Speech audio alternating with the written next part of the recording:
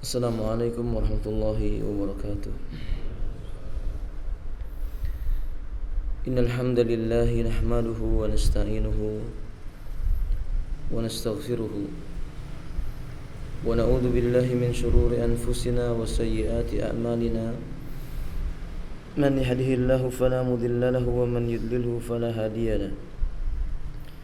Asyhadu an la ilaha illallah wahdahu la syarika lahu wa asyhadu anna Muhammadan abdullahi wa rasulullah. Allahumma salli ala Muhammadin wa ala alihi wa ashabihi wa man tabi'ahum bi ihsan ila yaumiddin. Amma ba'du. Ikhwati rahimani wa rahimakumullah.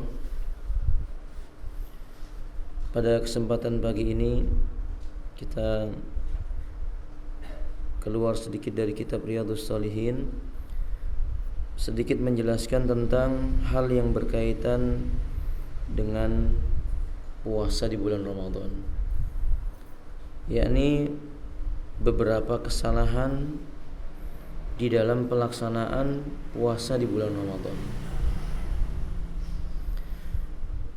Yang pertama, kita mengetahui kesalahan bukan untuk melakukan kesalahan, sebagaimana para penyair Arab mengatakan, araftu syarr la li syarr walakinna li tawaqqih. Aku mengenal kesalahan itu atau kejelekan bukan untuk berbuat kejelekan, akan tetapi untuk menjaga diri agar tidak terjatuh dalam perbuatan yang jelek. Hudzaifah ibn Yaman pun bertanya kepada Nabi sallallahu alaihi wasallam hal yang buruk ketika manusia bertanya tentang hal yang baik. Tujuannya agar tidak jatuh dalam perbuatan yang buruk itu. Yang kedua, sebagai nasihat bagi diri kita dan bagi kaum muslimin pada umumnya, bila kita menjumpai salah satu dari perkara yang kita akan terangkan ini mungkin ada pada diri kita, karena memang nasihat merupakan ajaran Islam. Allah menyebutkan illal ladzina amanu wa amilus solihati wa tawassaw bil haqqi wa tawassaw bis sabr. Kecuali orang-orang yang beriman dan beramal saleh dan saling nasihat menasihati dalam masalah kebenaran dan saling nasihat menasihati dalam kesabaran. Maka di antara kesalahan kaum muslimin yang pertama dalam kaitannya berpuasa di bulan Ramadan adalah menentukan masuknya bulan Ramadan dengan ilmu falak, atau menentukan puasa bulan Ramadan dengan hisab. Ini terjadi di antara kaum muslimin sampai hari ini. Padahal Nabi SAW menyebutkan dalam riwayat yang sahih, sumu li ru'yatihi. Berpuasalah kalian disebabkan kalian telah melihat bulan. Wa aftiru li ru'yatihi. Dan berhari rayalah kalian, berbukalah kalian, yakni berhari raya, karena sebab kalian telah melihat bulan. Fa in gummiya alaikumus syahru, apabila kalian tertutupi oleh awan, fa'uddu salasin, hitunglah bilangan bulan Sya'ban itu menjadi 30 hari. Dan Nabi SAW menyebutkan, inna ummatun ummiyatun la naktubu wa la nakhsubu asyahru hakada wa hakada. Sesungguhnya kami adalah umat yang ummiyah, tidak menulis, tidak pula menghitung. Jumlah bulan dalam Islam itu kadang 29 hari dan terkadang 30 hari. Allah mengatakan dalam Al-Quran Al-Karim dalam surah Al-Baqarah ayat yang ke-185, faman syahida minkumus syahra falyasum. Maka barang siapa di antara kalian menyaksikan datangnya bulan, hendaklah dia itu berpuasa. Semua dalil ini menunjukkan bahwa kebiasaan kaum muslimin di akhir zaman ini dengan menentukan bulan menggunakan hisab sebuah kebiasaan yang menyelisih sunnah. Dan menyelisih sunnah bukan perkara yang ringan. Allah Subhanahu wa taala telah bersabda, Allah Subhanahu wa taala telah berfirman, falyahdharil ladzina yukhalifuna an amrihi an tusibahum fitnatun aw yusibahum adzabun alim. Maka hendaklah merasa khawatir orang-orang yang menyelisihi perkara yang datang dari Nabi SAW. Kalau Allah timpakan kepada mereka itu sebuah fitnah, atau Allah timpakan kepada mereka itu azab yang pedih. Nah, ikhwati rahimani wa rahimakumullah, Anas bin Malik pernah menyebutkan, iyyakum wa mukhalafatun Nabi sallallahu alaihi wasallam. Hati-hati kalian dengan menyelisih kebiasaannya Nabi sallallahu alaihi wasallam. Tapi pada hari ini kita menjumpai sebagian kaum muslimin terlalu terburu-buru dengan alasan teknologi, dengan alasan masuk akal, dengan alasan sudah tidak zaman lagi yang terjadi di zaman Nabi. Maka mereka meninggalkan tuntunan Nabi SAW untuk melihat hilal sebelum menentukan bulan. Padahal Nabi SAW menyebutkan, taraktu fikum amrayni in tamassaktum bihima ba'di lan tadillu abada, kitabullahi wa sunnati. Aku tinggalkan kepada kalian dua perkara, bila kalian berpegang dengan keduanya tidak akan sesat selama-lamanya, Al-Quran dan sunnahnya Nabi SAW. Setidak-tidaknya pada hari ini kita menjumpai khonfillah, akibat menyelisih sunnah itu iftirakul ummah. Menyelisih Nabi itu dampaknya adalah perpecahan. Bertahun-tahun kita menjumpai di negeri ini masalah menentukan bulan Ramadan itu selalu berselisih. Sebagian pada hari A, sebagian pada hari B, sebagian lagi sebelum 2 hari ini mereka sudah berpuasa, sebagian lagi mungkin mengakhirkan setelah 2 hari ini. Allahu Akbar.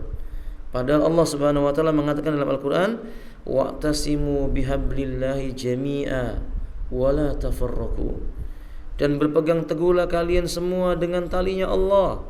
Ibnu Katsir menyebutkan tali Allah yaitu dinul Islam. Dinul Islam kata Al-Imam Al-Barbahari yakni as-sunnah. Al-Islamu huwa sunnah wa sunnatu hiya al-Islam. Maka ya hafilah rahimani wa rahimakumullah, ini kita jumpai dalam tubuh kaum muslimin. Padahal Allah mengatakan, dan berpegang teguhlah kalian semua dengan tali Allah, wala tafarraqu, jangan kalian itu berpecah belah. Ikhwati rahimani wa rahimakumullah, lihatlah Abdurrahman, sahabiyun jalil Abdullah ibn Umar radhiyallahu ta'ala anhuma. Beliau menyebutkan dalam riwayat Al-Imam Al-Bukhari dan juga dikeluarkan oleh Al-Imam Muslim bahwa manusia mencari-cari hilal. Yaran nasal hilala fara'aitul hilala fa akhbartu an-nabiy sallallahu alaihi wasallam fa shama wa amara an-nasa bi siyami bihi. Atau kama qala radhiyallahu ta'ala an. Manusia mencari-cari datangnya bulan di bulan Ramadan. Manusia mencari-cari datangnya bulan Ramadan di bulan Sya'ban. Maka aku melihat hilal. Aku beritakan kepada Nabi sallallahu alaihi wasallam. Lalu Nabi berpuasa dengan sebab berita penglihatan hilalku itu dan memerintahkan manusia untuk berpuasa dengan sebabnya. Nah, hafilah rahimani wa rahimakumullah, hadis ini menjelaskan yang menentukan ketika itu pemimpin kaum muslimin. Saudaraku kaum muslimin rahimani wa rahimakumullah, ini penting. Kan tidak semua perkara setiap kaum muslimin bisa bertindak sendiri-sendiri. Sehingga para ulama menyebutkan pentingnya kaum muslimin menyatukan barisan dalam permasalahan menentukan hilal ini, seperti pentingnya menentukan sebuah waktu untuk menyerang musuh. Bahwa apa? Kalau seandainya pemimpin kaum muslimin menentukan besok kita akan berperang melawan orang kafir pada tanggal 10 Ramadan misalnya. Kalau seandainya kaum muslimin menggunakan cara mereka sendiri-sendiri, si A menentukan Ramadan dengan hisabnya, si B dengan hisabnya sendiri, si C menentukan dengan ru'yahnya. Lalu tiba-tiba ditentukan oleh pemerintahan kaum muslimin, maksud saya, kita akan menyerang musuh di tanggal 10 Ramadan. Kita akan kebingungan 10 Ramadan versi siapa? 10 Ramadan versi A, B, C atau yang mana? Maka sebab itu para ulama sepakat dalam masalah ini. Nah, setiap orang punya hak untuk melihat hilal. Tapi eksekutornya yang menentukan kapan datangnya bulan itu umara. Maka Allah Subhanahu wa taala menyebutkan, ya ayyuhalladzina amanu atiullaha wa atiur rasul wa ulil amri minkum. Kalau seandainya mereka keliru dalam masalah ini, khafillah, mereka yang menanggung dosanya. Adapun orang yang melihat hilal kemudian ditolak persaksiannya oleh pemerintah, ditolak persaksiannya oleh pemimpin kaum muslimin, menurut pendapat yang rajih, sebagian pendapat sebagaimana yang dipilih oleh sebagian para ulama, ya dia boleh berpuasa. Tetapi dia tidak boleh menebarkan kepada tubuh kaum muslimin yang membuat kaum muslimin menjadi kacau. Karena Allah mengatakan dalam Al-Quran, "Faman syahida minkum syahra falyasum." Barang siapa yang mempersaksikan di antara kalian datangnya bulan, maka hendaklah dia itu berpuasa. Maka mereka yang melihat, mereka berpuasa. Yang tidak melihat, mereka menunggu khabar. Dan khabar yang mereka terima adalah khabar dari pemimpin-pemimpin mereka. Wallahu ta'ala a'lamu bis-shawab. Kemudian kesalahan yang kedua, di antara kaum muslimin memiliki kebiasaan meninggalkan makan sahur dan mempercepat makan sahur. Meninggalkan makan sahur sebuah kekeliruan. Sebab Rasulullah SAW menyebutkan tasahharu fa inna fis sahuri barakatan. Makan sahurlah kalian karena sesungguhnya di dalam makanan sahur itu ada keberkahan. Di hadis yang lainnya dia mengatakan faslun baina siyamina wa siyami ahli kitabi aklatas sahuri. Aklatas sahari. Sesungguhnya puasa yang membedakan antara kita dengan ahlul kitab itu ada pada makan sahurnya. Padahal kita mengetahui para ulama menyebutkan kewajiban bagi kaum muslimin menyelisihi kebiasaannya ahlul kitab dalam masalah ibadah dan hal-hal yang menjadi ciri khusus mereka. Karena Nabi SAW mengatakan man tashabba biqaumin fahuwa minhum. Barang siapa menyerupai suatu kaum maka dia sama dengan kaum tersebut. Maka orang-orang yang meninggalkan makan sahur menyelisih sunnah. Rasulullah SAW menyebutkan idza shoma ahadukum, apabila salah seorang di antara kalian hendak berpuasa, falyatasahharu, hendaklah dia itu makan sahur terlebih dahulu. Wa in kana bi jur'ati minal ma, walaupun cuman dengan minum saja, air putih saja, seteguk air saja. Seolah-olah Nabi menekankan pentingnya makan sahur ini. Jadi meninggalkan makan sahur itu kekeliruan, kecuali dia meninggalkannya bukan karena sengaja, mungkin ketiduran atau yang semisalnya.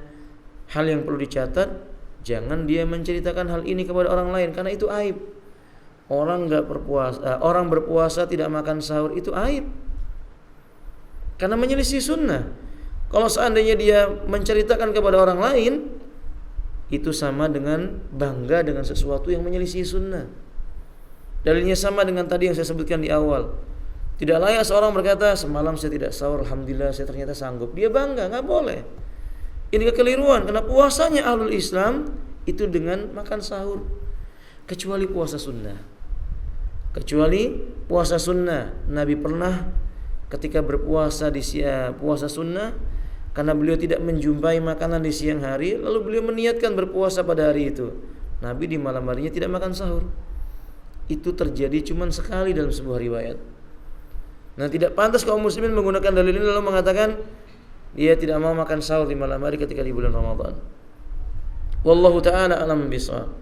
Adapun mempercepat waktu sahur menyelisih sunnah yang disebutkan dalam riwayat yang sahih dari sahabat Zaid bin Sabit, dikeluarkan oleh Al-Imam Al-Bukhari dan juga Al-Imam Muslim.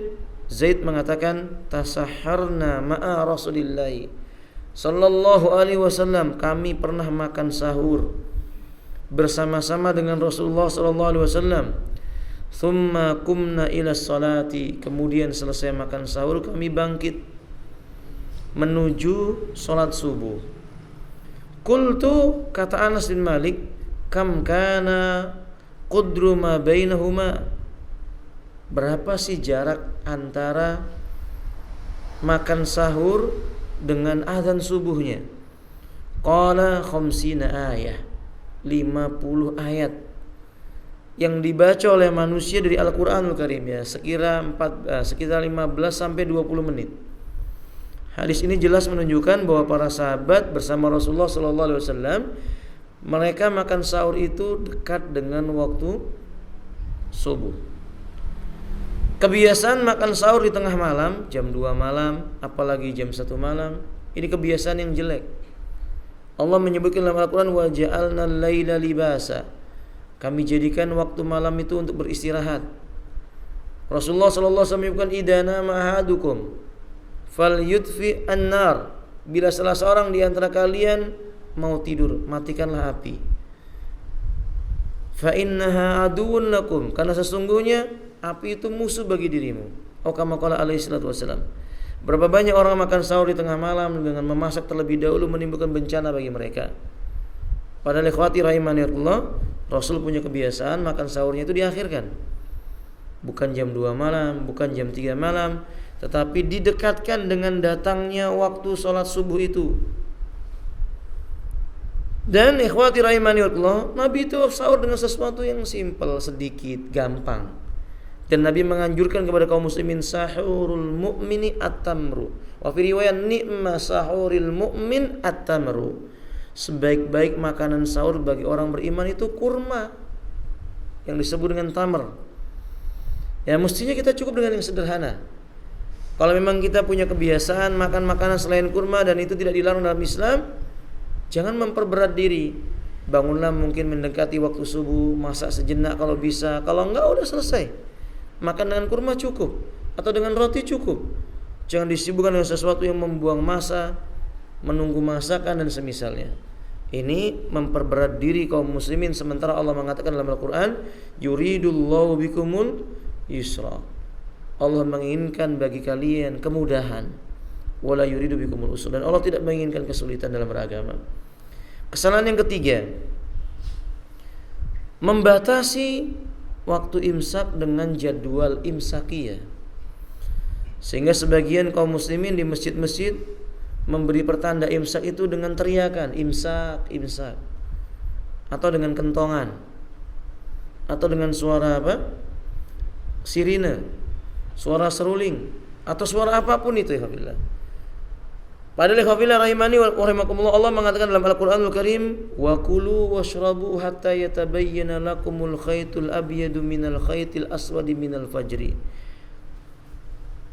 Makan dan minumlah kalian sehingga nampak jelas bagi kalian benang-benang yang berwarna, benang putih di antara benang yang berwarna hitam sebagai bukti datangnya fajar. Summa atimmu siyam ilal lail. Kemudian sempurnakanlah puasamu itu sampai datangnya awal malam. Ayat ini menjelaskan datangnya waktu imsak itu kalau sudah masuk waktu subuh. Al-fajru fajrani. Kata Ibnu Abbas, fajar itu ada 2. Ammal ula, adapun fajar yang pertama, ammal awalu, adapun fajar yang pertama itu hurrimas salatu, hurrimatis salatu wa uhilla lakumut tu'mah wasyur. Diharamkan bagi kalian itu untuk salat subuh dan dihalalkan bagi kalian makan dan minum selama itu fajar bukan fajar shadiq. Adapun asani yang kedua, kata beliau, hurrima alaikumut tu'mah wasurbah wa hullila alaikumus salat. Diwajibkan bagi kalian salat atau halal bagi kalian salat dan diharamkan bagi kalian makan dan minum lagi. Dalam riwayat Imam Abu Dawud dan juga oleh Al-Imam Abu Syekh, Anas bin Malik itu menyebutkan dahulu sebagian sahabat, kalau ada Bilal bin Rabah mau adzan sementara mereka masih makan di waktu bulan Ramadan, mereka mengatakan, ya Bilal intadir hatta akalna saharuna. Sampai kami menyelesaikan makan sahur kami baru kamu adzan, tunggu dulu sebentar. Berarti mereka ini memberikan kemudahan dan memudahkan urusan agama mereka, karena Allah memudahkan. Nabi kita mengatakan, inna Bilala yu'addinu bilailin. Bilal itu kalau mengumandangkan adzan masih malam. Fakulu washrabu, silakan kalian makan dan silakan kalian minum. Hatta tasma'u ta'dina ibni Ummi Maktum, sampai kalian mendengar suara adzannya Abdullah ibnu Ummi Maktum, baru kalian berhenti makan dan minum. Artinya sudah diwajibkan puasa. Nah, maka saudara kaum muslimin, kebiasaan dengan mengatakan imsak, enggak ada sunnahnya. Berdasarkan hadis yang kita sebutkan dalam riwayat Al-Imam Bukhari dan Muslim tadi itu, adzan 2 kali ini yang ada. Seharusnya Masjid Raudhatul Jannah mulai mensosialisasikan adzan itu 2 kali. Adzan pertama untuk mengingatkan manusia, mereka yang belum makan sahur atau sholat witir segera bangun. Adzan yang kedua menjelaskan sudah nggak boleh lagi makan sahur, sudah nggak boleh lagi makan sahur, dan ya makan tidak boleh dia mengerjakan sholat witir lagi karena sudah datang waktu subuh. Seharusnya demikian yang sunnah. Tapi sayang sebagian kaum muslimin tetap memiliki kebiasaan dengan ucapan imsak, padahal ucapan ini ucapan yang menyelisih sunnahnya Rasulullah sallallahu alaihi wasallam. Atau sebagian kaum menempel jadwal imsakiyah dengan menjadikan keyakinan ini waktu terlarang. Seandainya dikatakan ini dalam rangka untuk ikhtiyatan, kehati-hatian. Naam, kehati-hatian bukan berarti menunjukkan bahwa itu pasti bahwa dia tidak boleh makan dan minum lagi. Maksudnya ketika bapak bangun tidur ternyata belum masuk waktu fajar shadiq atau belum masuk waktu subuh, tapi udah tertulis di jadwal ini sudah masuk waktu imsak, makan saja nggak apa-apa, karena memang belum datang waktu subuh. Sementara kalau mereka tidak mau makan dan tidak mau minum, itu ghulu dalam beragama, sikap melampaui batas yang dibenci dalam Islam. Wallahu a'lam bishawab. Yang keempat, ini kebiasaan sebagian kaum melafadzkan niat ketika makan sahur. Pertama, niat di bulan Ramadan itu khilaf para ulama. Bolehkah di awal bulan di awal bulan diniatkan sebulan penuh sampai akhir bulan, ataukah mesti diperbaiki di tiap malam? Wallahu alam, pendapat yang rajih insyaallah yang memperbaiki dan memalamkan niat. Sebab Nabi menyebutkan man lam yujma' asyam qabla tulu'il fajri fala siyama lahu. Barang siapa tidak mengumpulkan niat di waktu malam sebelum datangnya waktu fajar untuk berpuasa di siang harinya, tidak ada puasa bagi dirinya. Wallahu ta'ala a'lam bishawab. Jadi yang rajih, niat mesti dilakukan, diperbaiki setiap malam. Tapi niat itu tempatnya di hati. Niat tempatnya di dalam hati, tidak di lisan. Imam Ahmad mengatakan an-niyatu ibadatun qalbiyatun. Man talaffadz bin niyatihi faqad ibtada'a. Niat ibadah hati, letaknya di dalam hati. Barang siapa melafadzkan niatnya, maka dia telah mengadakan perkara yang baru dalam urusan agama. Nabi tidak pernah ketika mau puasa mengucapkan nawaitu shauma ghadin, padahal beliau orang Arab. Sahabat tidak pernah mengucapkan ini. Imam yang 4 tidak pernah menuliskan dalam bukunya ketika mau puasa mengucapkan nawaitu shauma ghadin an ada'in fardhi sari ramadhana lillahi ta'ala, enggak ada. Tidak dijumpai niat yang seperti ini dalam kitab-kitab fikih. Imma itu fikihnya Imam Ahmad, fikihnya Imam Syafi'i, fikihnya Imam Malik, fikihnya Imam Abu Hanifah, tidak ada lafaz niat mengucapkan nawaitu shauma ghadin, tidak ada. Ditambah keparahannya mengucapkan niat ini dilafadzkan dengan cara berjamaah. Sebagian kaum muslimin melafadzkan niat puasa ini berjamaah selesai salat witir, selesai salat tarawih atau salat witir. Padahal terdapat dalam riwayat Imam Abu Dawud dari Anas bin Malik radhiyallahu ta'ala, Nabi selesai salat witir bukan mengucapkan nawaitu, beliau mengucapkan Subhanal Malikil Quddus, Subhanal Malikil Quddus, Subhanal Malikil Quddus. Beliau ucapkan 3 kali. Beliau tidak mengucapkan apa? Nawaitu shauma ghadin. Wallahu ta'ala alam bishawab. Kalau ada orang yang mengatakan, bukankah Nabi mengatakan innamal a'malu binniyat? Ya, tapi dalam hadis ini tidak ada tanda-tanda atau bukti-bukti yang menunjukkan niatnya dilafadzkan. Kalau manusia punya keinginan untuk berpuasa di keesokan harinya, itu sudah dianggap sebagai niat. Kalau ada orang yang mengatakan boleh melafadzkan niat, karena orang yang berhaji mengucapkan labbaik Allahumma hajjan, aku sambut panggilanmu ya Allah, inilah ibadah hajiku. Dikatakan oleh para ulama, ini bukan niat haji, ini lafaz ikhram. Seperti lafaz takbir ketika mau sholat. Kalau kita mau sholat diawali dengan takbir Allahu Akbar, disebut dengan takbiratul ikhram, di mana nggak boleh bicara lagi, di mana kita tidak boleh lagi bersendagurau dengan orang yang ada di samping kanan kita atau samping kiri kita. Dalam sholat ini berdiri dalam keadaan khusyuk. Demikian pula ketika lafaz ikhram diucapkan labbaik Allahumma hajjan, tidak boleh lagi memakai minyak wangi, tidak boleh memakai pakaian berjahit, dan hal-hal lainnya yang dilarang bagi orang yang melaksanakan ibadah ihram. Wallahu alam bisa, berarti melafalkan dengan niat nawaitu shoma ini yukhalifus sunnah, menyelisihi sunnahnya Nabi sallallahu alaihi wasallam. Lau kana khairan lasabaquna ilaih. Seandainya dia perkara ini hukumnya baik, kita sudah didahului oleh Nabi dan para sahabat. Tapi ternyata mereka enggak pernah melakukan ini. Yang kelima, ikhwati rahimanillah, tarku tamatmid wal istinsyaq wal istinsar indal wudu lis salati. Meninggalkan berkumur-kumur, beristinsyak dan beristinsar ketika berwudu saat mau sholat. Sebagian kaum muslimin berwudu, kemudian kaum muslimin yang mau sholat itu berwudu, dalam wudunya itu sebagian kaum muslimin tidak mau kumur-kumur. Katanya alasannya makna puasa itu menahan diri dari sesuatu yang dimasukkan ke dalam liang mulut, ke dalam perut. Kita katakan benar, bukan berhenti sampai di liang mulut, tapi sampai ke dalam perut. Kalau ini yang dimaksud benar. Adapun berkumur-kumur disyariatkan. Apa mensyariatkannya? Firman Allah tabaraka wa taala, "Idza kumtum ila sholati faghsilu wujuhakum." Bila kalian hendak berdiri menunaikan salat, cucilah wajah kalian. Ibnu Hajar Al-Asqalani dalam kitab Fathul Bari menjelaskan, ayat ini memberikan penjelasan tegas kepada kita. Mestinya kaum muslimin ketika mereka berwudu itu berkumur-kumur. Karena ayat ini tidak dibedakan antara bulan Ramadan maupun di luar bulan Ramadan. Ayatnya umum.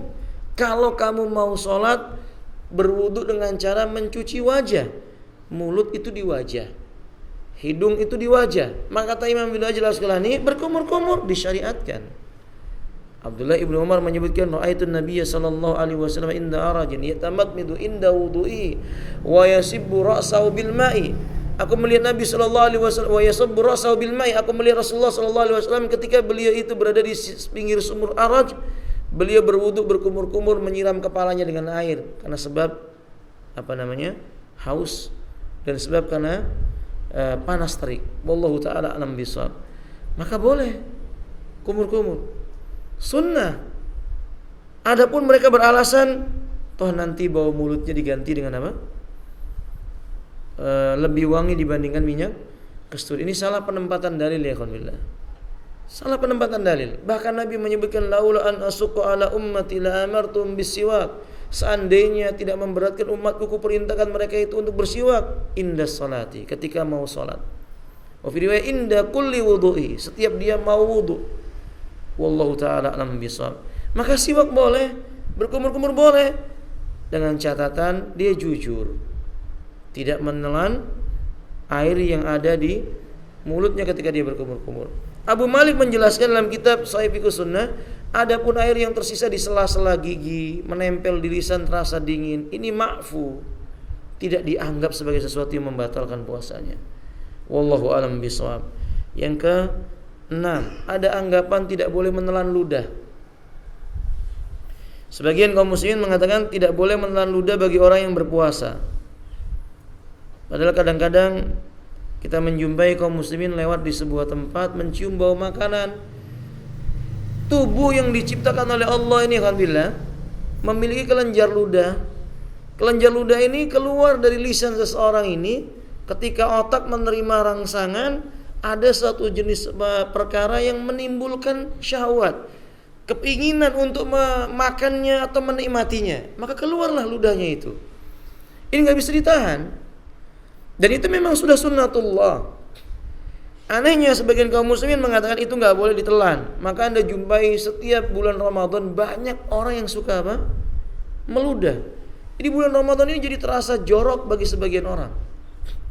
Sebentar-bentar meludah, mau masuk masjid meludah, selesai sholat salam kanan kiri meludah, keluar masjid sebentar meludah, lihat orang begini meludah, masya Allah ya alhamdulillah.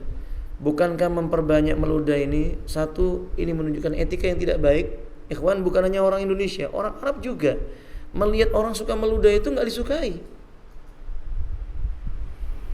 karena itu menunjukkan akhlak yang rendah.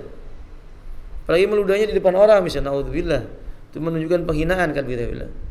Yang kedua dari segi kesehatan, wallahu a'lam bishawab, orang yang suka meludah dalam kondisi berpuasa itu mempercepat dehidrasi. dalam tubuhnya. Dan itu mempengaruhi asam lambung yang meningkat dalam tubuhnya. Wallah, nanti tanya kepada para tabib, yang saya baca dalam buku-buku tentang kesehatan seperti itu. Itu berbahaya. Nah, saudaraku kaum muslimin rahimani Allah, puasa tidak boleh menimbulkan mudarat bagi orang lain, bagi pelakunya dan bagi orang lain.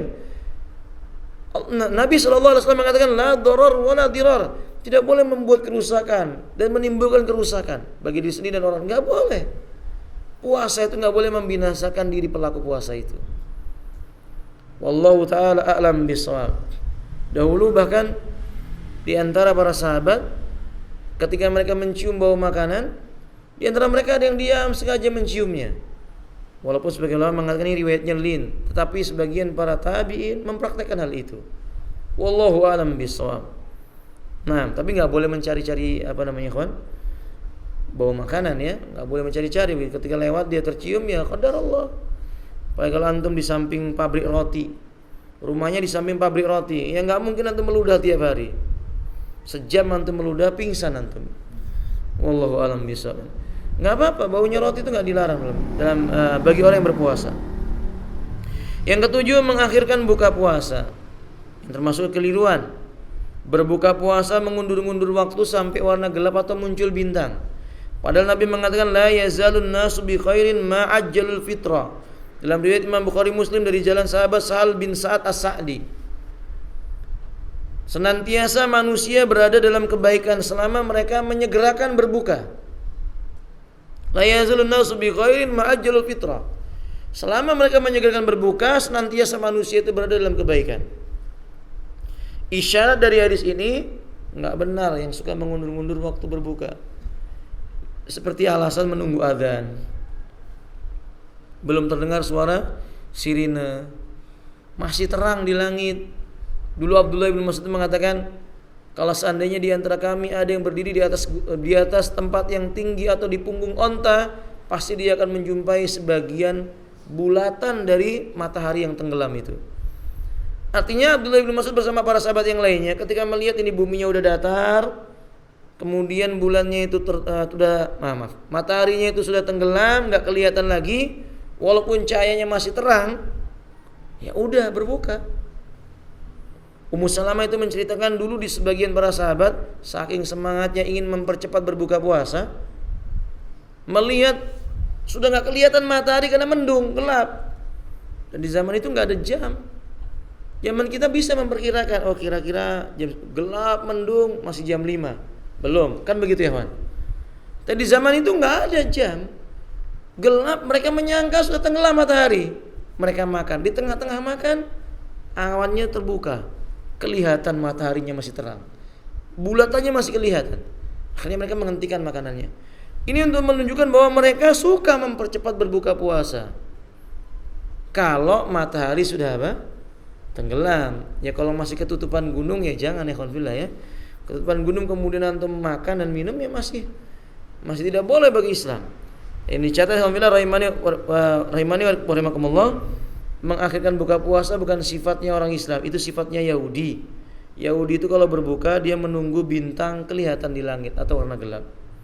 Wallahu a'lam bishawab. Yang ke-8, menghabiskan waktu dengan perkara yang sia-sia di bulan Ramadan. Menghabiskan waktu dengan perkara yang sia-sia di bulan Ramadan, ya seperti main catur. Kan banyak kaum muslimin Ramadan habis waktunya main catur. Ba'da subuh sudah main catur, sampai menjelang zuhur main catur. Nauzubillah min dzalik. Atau mungkin main game. Sallallahu taala assalamu wal afiyah. Maaf Bapak, ini bulan fitnah ini kita ini. Maksudnya bulan-bulan di bulan, bukan bulan Islam maksud saya yang fitnah itu. Bulan di mana kita menjumpai mulai banyak fitnah bermunculan, terutama di bulan-bulan ini disuguhi dengan tontonan, digandrungi oleh semua orang. Nonton apa itu, Pak? Nonton bola. Saya nggak tahu acaranya itu siang atau malam, tapi banyak kaum muslimin menghabiskan waktunya untuk ini. Yang dimaksud menghabiskan waktu dengan yang sia-sia di bulan Ramadan ini bukannya siang harinya, malamnya juga. Karena malam-malam bulan Ramadan itu Nabi mengatakan man qama ramadhana imanan wa ihtisaban ghufira lahu ma taqaddama min dhanbi. Barang siapa dia menghidupkan malam harinya bulan Ramadan dengan ibadah, menegakkan malam Ramadan dengan salat atas dasar keimanan dan mengharapkan pahala yang datang dari Allah, akan diampuni baginya dosa-dosa yang telah berlalu. Rasulullah mengatakan dalam riwayat Imam Ahmad, celaka orang yang berlalu Ramadan belum diampuni dosanya oleh Allah. Maksudnya Ramadan sama enggak Ramadan sama aja. Di luar Ramadan asyik dengan bola, di bulan Ramadan masih asyik juga dengan bola. Sama aja dia. Enggak ada bedanya. Ibadahnya enggak semangat, ibadahnya berkurang. Ini sia-sia ikhwan billah. Alhamdulillah bangun. Kalau malam ya ikhwan ya. Kalau misalnya malam dia bangun bukan untuk zikir, bukan minta ampun sama Allah, buka televisi nonton bola. Lagi seru Ustaz, negara A dengan negara B. Allahu Akbar. Fitnah ini ikhwan, fitnah. Ini fitnah. Bagi nanti mungkin puncaknya wallahu alam pas 10 hari terakhir. Kalau ditakdirkan oleh Allah malam itu ternyata Lailatul Qadar, dosanya kalau itu dosa ikhwan ya. Dosanya kalau memang itu dosa dilipat gandakan oleh Allah. Nauzubillah min dzalik. Kan begitu ya, ikhwan? Nonton bola itu boleh atau enggak tahu Bapak? Ikhwan, nonton bola boleh enggak? Boleh kata beliau. Asal enggak ngelihat auratnya kan gitu ya. Yang enggak boleh kan ngelihat apa? Auratnya. Yang enggak boleh melihat auratnya. Di antum kalau nonton bola, tonton bolanya, jangan tonton apanya?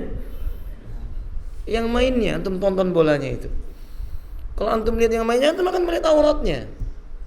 Memandang aurat laki-laki boleh enggak ya, kawan? Jujur, boleh enggak melihat auratnya laki-laki? Enggak boleh, karena Nabi yang mengatakan la yandurur rajul ila auratir rajul. Jangan sampai seorang lelaki melihat auratnya laki-laki yang lain. Auratnya laki-laki itu yang mana batasnya? Pusar sampai apa? Lutut. Berarti antum sudah tahu hukumnya. Pusar sampai lutut. Nah, maka saudara kaum muslimin, jangan lakukan dengan hal yang sia-sia. Sebagian orang, sebagian pemuda maksud saya, membaca komik, novel. Oh, novelnya Islami Ustaz. Komik Islami. Komik kok Islami gitu. Ikhwanilah rahimani wa ini perlu diperhatikan. Cobalah buka Quran. Buka kitab-kitab hadis. Kalau kita misalnya membaca Al-Quran lelah, ganti dengan membaca hadis. Itu jauh lebih manfaat. Kan bisa main bola dan nonton bola di luar apa?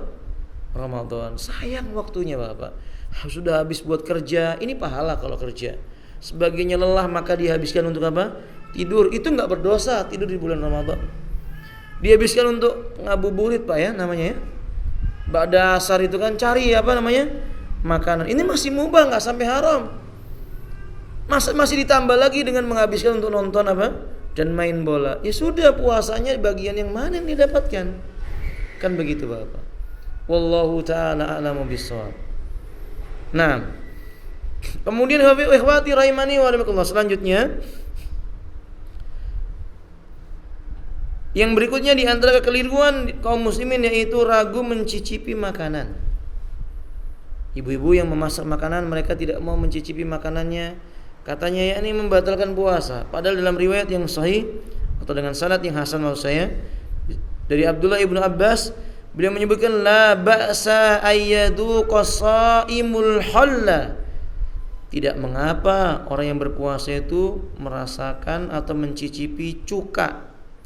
Wa syai'an ladzi yuridu syira'ah, atau sesuatu yang ingin ia beli sepanjang hal itu malam yadkhul halqahu wa huwa shaim, sepanjang hal itu tidak masuk ke dalam tenggorokannya. Jadi mencicipi makanan yang Bapak beli ini kan sayur, nggak tahu nih sayur ini enak atau enggak, makanannya manis atau tidak, keasinan atau enggak, kan begitu. Dicicipi dulu tapi kemudian dibuang lagi, ya nggak apa-apa. Demikian yang diajarkan dalam Islam.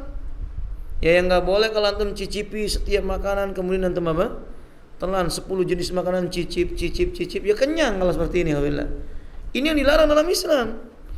Anda pun mengatakan tidak boleh mencicipi, ini ghulu, sikap melampaui batas dalam beragama, dan kita tidak pernah diajarkan ghulu dalam beragama. Yang ke 10, lalai pada akhir Ramadan, ini yang lebih parah. Di akhir bulan Ramadan lalai. Biasanya lalainya karena sebab apa ya kawan? At-tahfidhat. Tahfidhat itu artinya diskon. Gara-gara diskon jadi lalai nih Khalilullah. Terutama 10 hari terakhir. Sibuk pergi ke tempat perbelanjaan. Ikhwan gak dilarang, belanja itu gak dilarang. Ya yang wajar lah. Niatnya datang beli baju, dapat baju langsung pulang. Selesai. Tapi masalahnya kaum muslimin tidak memperbanyak seluruh mall dikelilingi dicari diskon yang paling murah. Enggak begitu ya kawan billah. Kita kan tujuannya beribadah kepada Allah. Cari pakaian yang kita perlukan, mau diskon enggak mau diskon. Kalau memang ini malam 10 terakhir itu lebih utama kita memperbanyak ibadah, kenapa tidak? Kenapa tidak? Masalah kaum muslimin, sikap lalai ini enggak disukai. Saya tambahkan termasuk sikap lalai ini sebagian kaum muslimin terlalu sibuk mempersiapkan datangnya bulan apa? Syawal. Kalau sahabat sibuk 10 Ramadan terakhir itu dengan ibadah, kita di zaman ini sibuk dengan datangnya tanggal 1 Syawal. Baju baru, roti, kue, bikinan ini, bikin pesan saat Masya Allah la quwata illa billah. Sehingga ketika Ramadan berakhir, mereka tidak memiliki kesan apa-apa kecuali senang, gembira, karena sudah boleh lagi berbuka. Wallahu ta'ala alam bishawab. Yang ke-11, anggapan bahwa tunggakan Ramadan menjadi 2 kali lipat bila diundur hingga Ramadan berikutnya. Jadi ada orang mengatakan kalau yang belum bayar puasa Ramadan tahun kemarin, tahun ini belum dibayar, maka kalau sudah datang Ramadan lagi dia dikalikan 2. Itu enggak ada hadisnya. Aisyah yang mengatakan kunna la nu'maru an naqdiya shalah wa nu'maru an naqdiya siyam. Kami tidak diperintahkan mengqadha salat, kami diperintahkan mengqadha puasa. Mengqadha ya 1 hari ditinggalkan, diganti dengan 1 hari. Cuman orang yang tertunda karena sebab lalai dia wajib taubat kepada Allah. Kan itu dosa. Itu dosa. Wallahu alam bisa. Sebagian ulama mengatakan dia menambah dengan membayar fidyah. Seperti pendapat Abu Hanifah. Abu Hanifah berpendapat dia harus bayar fidyah dan tetap untuk berpuasa. Yang ke-12, pembayaran fidyah terhadap puasa yang belum ditinggalkan. Maksudnya begini, ada orang mengatakan bahwasanya saya enggak sanggup saya nggak sanggup puasa karena kerja. Akhirnya diganti dengan fidyah. Ya ini salah. Atau dia membayarkan fidyahnya itu 30 hari semuanya langsung. Padahal dia ini orang yang masih memungkinkan bisa berpuasa. Dia sakit. Dia memperkirakan ini kayaknya saya nggak sanggup puasa. Langsung 30 hari. Padahal bisa jadi dia meninggal dunia di hari yang ketiga, hari yang keempat, atau hari yang kelima, di mana sisa harinya dia tidak wajib membayar fidyahnya itu. Mendahulukannya dengan membayarnya itu menyelisih sunnah. Tapi kalau bagi orang yang memang dipastikan secara ilmu kedokteran dia nggak akan mungkin sembuh penyakitnya dalam rentang waktu 2 bulan misalnya, ya boleh dia membayar fidyah. Atau karena sudah tua renta seperti Anas bin Malik. Dalam riwayat yang sahih, Anas bin Malik ketika sudah mencapai usia tua renta nggak sanggup lagi puasa, beliau kumpulkan 30 orang miskin. Lalu beliau membuat roti, diminta orang miskin itu makan sampai kenyang. Tapi sudah dipastikan dia tidak bisa berpuasa. Tapi sebagian ulama mengatakan riwayat itu tidak menunjukkan bahwa Anas bin Malik itu membayarnya sebelum puasa, tidak. Bahkan membawa kemungkinan riwayat itu menunjukkan beliau membayarnya sesudah selesai puasa, dibayar 30 hari langsung. Ala kulli hal rahimani wa rahimakumullah, kebiasaan membayar fidyah dipercepat bukan bagian dari yang disunnahkan dalam Islam. Wallahu ta'ala a'lamu bissawab. Yang terakhir, kebiasaan yang perlu dicatat, kebiasaan buruk mengunjungi kuburan di akhir bulan Sya'ban dan di akhir bulan Ramadan. Itu enggak ada syariatnya ya Allah. Tidak dilarang oleh Islam mengunjungi kuburan. Cuman kalau menentukan harinya seolah-olah ada keutamaan di akhir Sya'ban atau ada keutamaan di akhir bulan Ramadan, ini butuh ada hujah. Sebab kalau tidak Nabi mengatakan man amila amalan laisa alaihi amruna fahuwa raddun. Belum lagi kalau seandainya mereka datang ke kuburan itu bawa bunga, bawa ini, bawa itu, ada acara seperti ini, acara seperti itu. Ini amalan yang enggak ada contohnya. Man amila amalan laisa alaihi amruna fahuwa raddun. Sampai di sini Bapak apa yang mampu saya sampaikan. Mudah-mudahan kita dipertemukan dengan bulan Ramadan dalam keadaan sehat, sanggup berpuasa dengan sempurna. Semoga puasa kita di hari ini menjadi puasa yang jauh lebih baik dari puasa yang sudah pernah kita lakukan. Seandainya ini adalah bulan Ramadan terakhir yang kita jumpai, dan kita memohon kepada Allah semoga Allah memberkahi umur kita. Mudah-mudahan Ramadan kali ini Ramadan yang bisa menjadi sebab diampuninya dosa-dosa kita. lalu berdiri di hadapan Allah. Allah memanggil, mana orang yang berpuasa? Masuklah orang-orang itu ke dalam surganya Allah melalui pintu Ar-Rayyan. Akhiru da'wana alhamdulillahirabbil alamin. Wallahu a'lam bishawab. Subhanakallahumma wa bihamdik, asyhadu an la ilaha illa anta, astaghfiruka wa atubu ilaik. Assalamualaikum warahmatullahi wabarakatuh.